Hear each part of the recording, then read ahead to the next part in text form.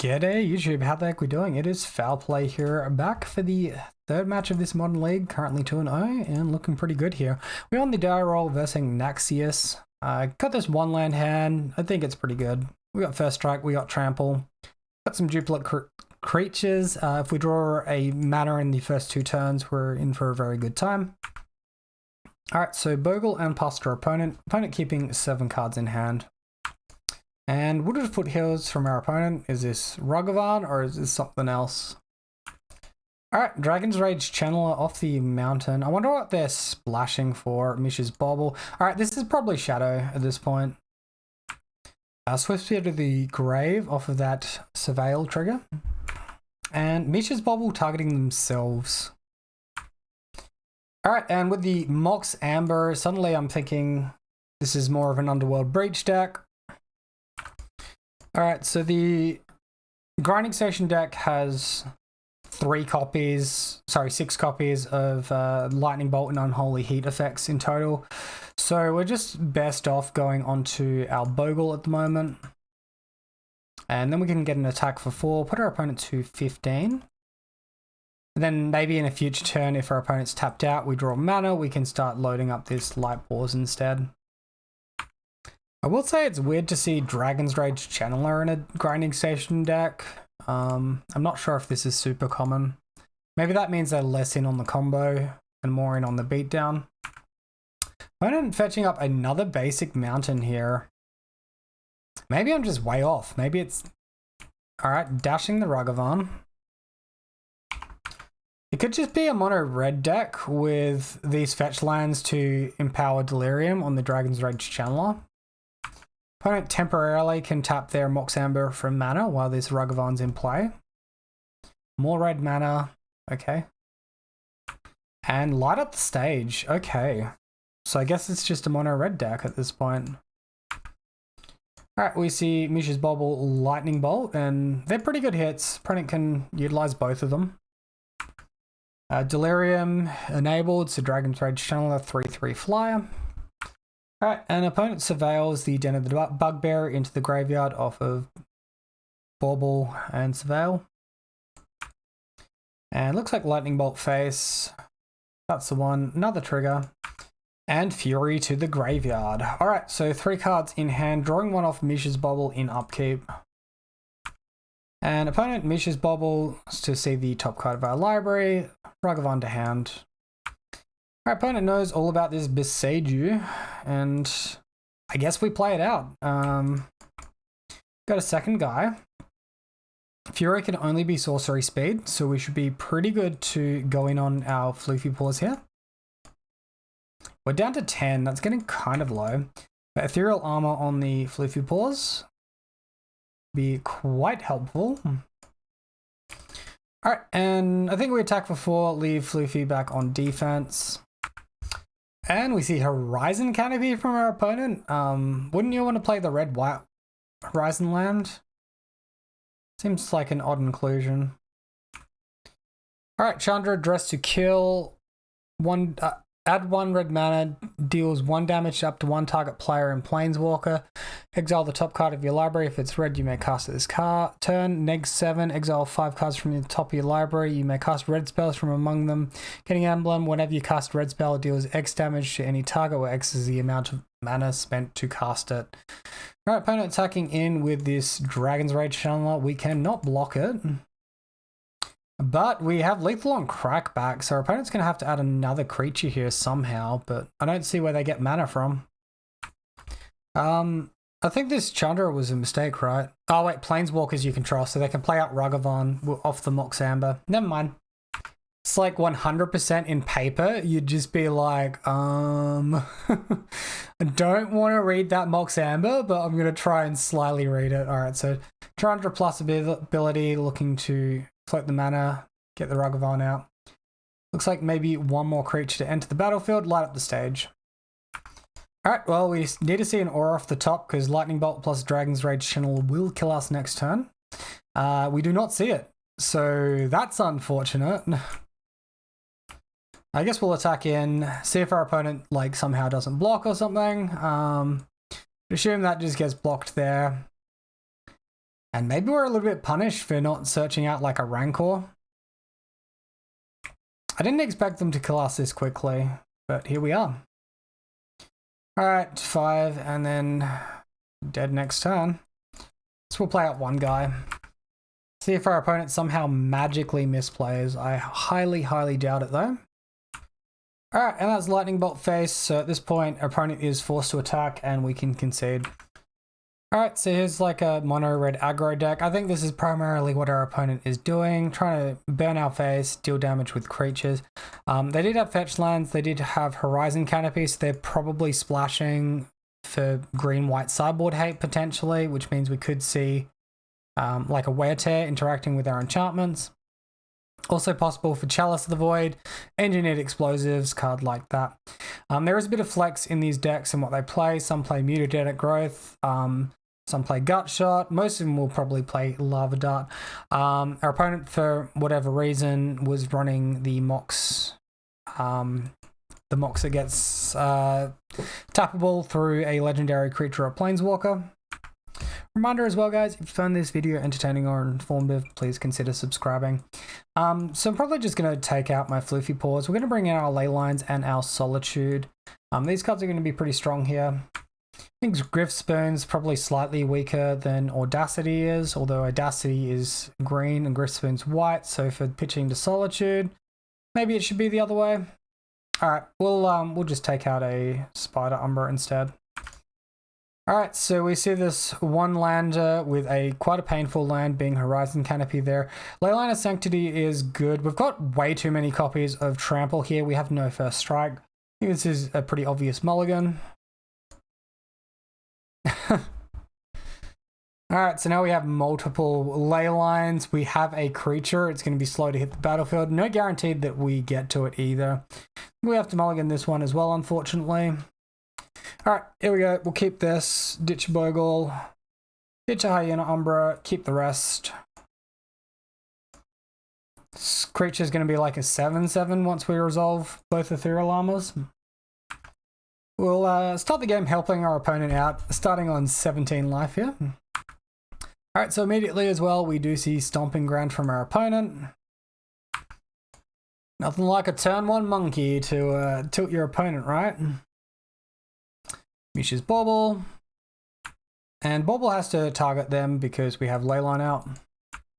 Alright, of all the terrible draws that we could hit, that was about the top of the pile. I think at this point, the attack for 3 is not really worth the tempo of Ragavan. If we draw a land, we probably attack for 7, but at this point we'll just hold up blocks. For opponents attacking with like open white mana, it could be very loose doing this into a Wear Tear, but we'll just see what happens. They've just searched up a mountain. Maybe Destructive Revelry even, or Cindervines. Okay, Wrenn 6. Is it bad that I still have no idea what our opponent is on? Like, I could have sworn after the first game it was Mono Red Pro S, and now there's just so many different cards that we're seeing. We do hit a Windswept Heath off the top, so that's not nothing. We'll throw it on our Bogle.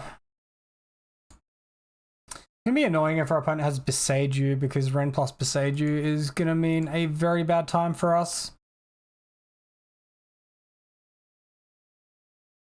I really want to pressure life total here with 7 if we're attacking though. I think this is a hard decision. I'm not sure what's right. Let me know what you think is right in the comment section below, but I think I'm going to assume my opponent does not have the Beseiju and just leave them with infinite mana with Wrenn 6. No blocks from the opponent, and they go to 10. Alright, and we do see Monastery Swiftspear, 1 red mana up currently. Our opponent attacks. They attack with only Ragavan. I think at this point, we got the Dryad Arbor, offer the block. Opponent can kill it before damage here. They lose out on the Prowess trigger if they're doing it that way though. Alright, and there is Lightning Bolt on the Dryad Arbor. So this is like sort of awkward because it stops us from casting a potential Daybreak Coronet. But still, we slow down our opponent a decent amount there off that. Ragavan trigger, finding Sentinel's Eyes, so I mean, I'm not upset that... no, Sentinel's Eyes would have been pretty good to draw, and this will remain exiled, right? Doesn't magically go to the graveyard for us, does it? Oh, and now we can see a little bit of action here. Sentinel's Eyes on the Swift Spear. Our opponent potentially gifting us a Sentinel's Eyes in the future after they block us. So that's exciting. And post-combat, light up the stage. Bauble, Underworld Breach. Okay, so Underworld Breach can get Mish's Bauble, light up the stage. Is going to be like harder to get to. Lightning Bolt, yeah. I don't think Underworld Breach gets much value here. We find a Plains. Alright, let's keep pressuring our opponent's life total. See if we can get this Sentinel's Eyes back off them. Attack on in. And no blocks from our opponent. That's pretty ballsy, going to 2 life here. Guess they're going to try and deal as much damage to us this next turn off the Breach and Bauble as they possibly can. Actually, maybe the line is to not attack there, because then we fog out all this Swift Spear's damage, like we fog out these 2 or 3 prowess triggers. That's probably what we should have done. I think the attack there may have been a mistake. I was expecting them to block with Swift Spear and then we get the Sentinel's Eyes, but I think we misplayed it slightly. Alright, so Underworld Breach from our opponent. Trigger, trigger, trigger, trigger, trigger. Alright, so Mish's Bauble active. I'm sure they'll recast one of these, exiling the other 3 cards. Alright, so light up the stage from the graveyard for all that mana over there. Lightning Bolt, Arid Mesa off the side.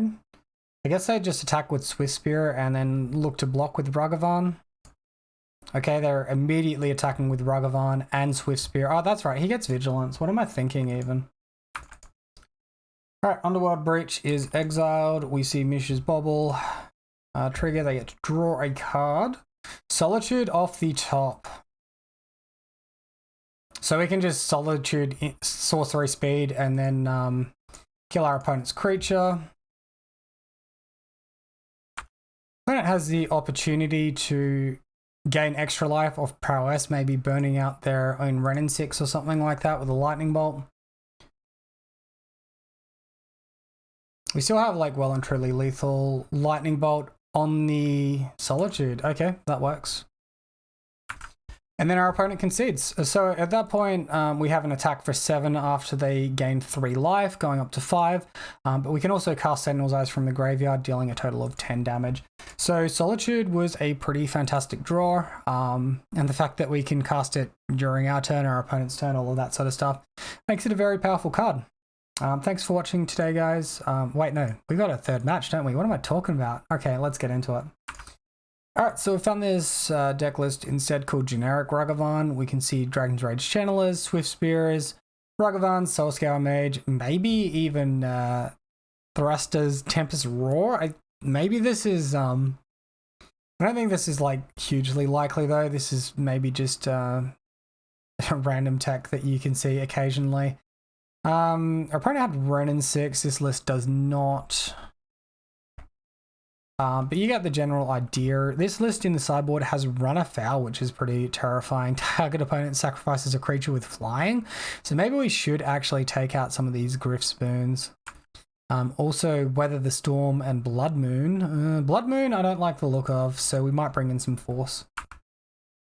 Alright, I still think Leyline of Sanctity is good. Maybe like 2 Force of Vigor. We'll take out our Griff Spoons because I'm slightly terrified of Run Afoul now for that like Murktide tech. We'll bring back in 1 Spider Umbra so we can block the Dragon's Rage Channelers. So that's how the deck's going to look. Let's get into it. Kind of keeping a 7-card hand. I think we actually keep this. I'm like so greedy that I want to keep this. All right, let's go for it. We have to draw auras, but we have 3 chump blocks, or 2 chump blocks we can make. And then we have Interaction of Solitude as well, which was pretty nice. And a turn 1 Dragon's Rage Channeler for our opponent, passing to us. And, well, we got plenty of Bogles to sacrifice. All right, get out there, buddy. Get the job done. Opponent plays out Experimental Synthesizer, Surveil trigger. That card's on the top of their library, and Synth finds a mountain. Opponent attacks, and let's just get rid of this creature before it becomes a problem, because we've got another 3 of these boys in hand. And opponent plays out a Ragavan post-combat. Alright, get out of here, you cursed scouts. You can go on the board this time. This is ridiculous. So we could run into some trouble if our opponent Blood Moons or Magus of the Moons. I look to block out the Ragavan regardless. That forces him to draw a land drop naturally. Our opponent draws the land drop naturally, so Blood Moon's going to be very annoying for us should they have it. 3 mana. It is just light up the stage. Oh, well, never mind. Opponent presses Tempest Roar. It costs 3 less to cast for each other spell you've cast this turn, so that one... I can't see them getting that online, but oh my god. Have we actually got any hexproof creatures left in the deck at this point? We got 2. Jesus, deck. What is this absolute baloney you're dishing out to us? Alright, so I guess we can attack with a couple of these scouts here at this point. This is absolutely hilarious. Man, I haven't seen a Tarka's Command play in like 10 years, I reckon, or maybe not 10, like 5 years. It's been a minute. So we have to remember our opponent can actually put a 1/1 counter on their Ragavan, so we actually have to double block this bad boy. They might even run out the Tarka's Command anyway. It deals 3 damage to each opponent. This does get past Leyline of Sanctity for those of you playing at home. Looks like he'll just trade it with the 2 Bogles. It's pretty hilarious. Alright, he does choose to attack his command, 3 damage to us, put a land from your hand onto the battlefield. And misses on the land drop, hilariously enough. I'm not going to like trade off Solitude and Daybreak there, ever. That's just not worth it. Alright, light up the stage from our opponent. So we see Ragavan and Shinka, the Blood-Soaked Keep. Target legendary creature gains first strike until end of turn. Opponent's already played a mountain for turn. Oh my god. What is this rubbish, man?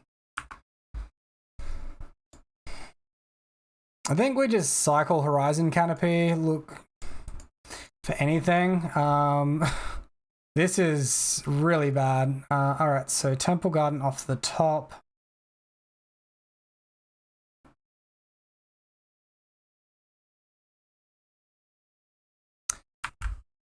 I think we just attack with 1 Glade Cover Scout, leave the other one up to block.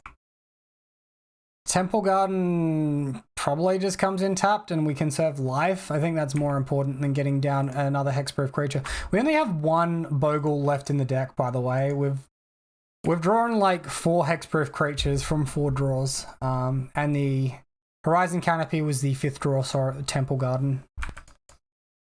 Opponent can give first strike here, so that's going to be kind of annoying. I think we just block it out.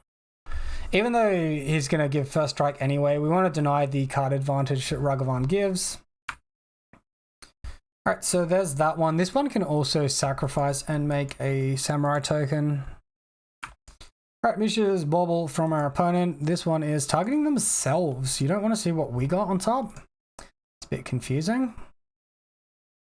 Only 4 minutes 45 on our opponent's clock right now. Hey, we did it. We found an aura. Let's go, team. So we can resolve Daybreak Coronet next turn, and we're just surviving until then. This can only be activated at sorcery speed. So unless they have their...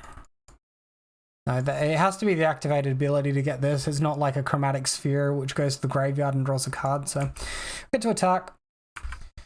Alright, opponent with Chandra, Dress to kill, and that's not going to interact favorably with our hexproof creatures. Alright, so plus on Chandra, generating a mana. So this is like kind of funky because it's essentially like only costs you 2 mana and then nets your mana every turn. I think this card is, that's probably the reason the card is played. Like you get to 3 mana and then you get 1 back. And then it gens continuously and exiles cards and all that good stuff. All right, well, we have hit a Windswept Teeth. Opponent doesn't attack at all with Ragavan, which is a bit confusing to me. In any case, let's go ahead and attack our opponent. Alright, so we do see a block with Dragon's Rage Channeler. This is going to put us back up to 19. Oh, opponent's got interaction. Going to destroy our enchantments. Speaking of 5 years ago, Destructive Revelry from our opponent, Surveil Trigger. Oh, he's targeted the Daybreak Coronet instead of the Sentinel's Eyes. That's a rookie mistake there.